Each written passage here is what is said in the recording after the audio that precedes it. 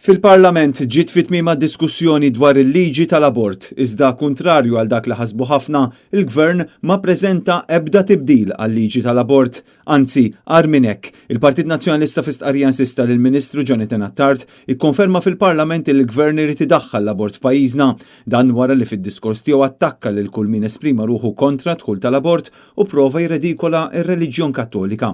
F'sitt seduti li matulhom il-Parlament iddiskuta dħul tal-abort f'pajjiżna ħareġ biċ il-qasma illi teżisti fil-grupp parlamentari tal-Partit Laburista u l-pożizzjoni bla saħħa li jinsab fiha Roberta Bela.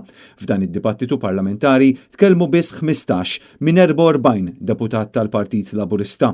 Min-naħa l-oħra minn 35 membru parlamentari tal-Partit Nazzjonalista tkellmu 34 u l-uniku deputati li kien imsiefer ippreżenta dikjerazzjoni biex anke hu jesprimi ruħu kontra l-abort. Għalhekk il-membri parlamentari kollha tal-Partit Nazzjonalista tkellmu ddikjaraw ruħhom pożizzjoni unika u maquda kontra dħul tal-abort f'pajjiżna.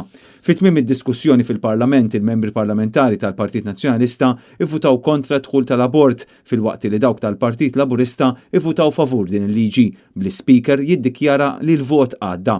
Għalhekk l-Oppożizzjoni sejħed division bil-vot se jittieħed waqt is-seduta ta' nhar it-tnejn 19 ta' Diċembru fis-sija ta' wara nofsinhar.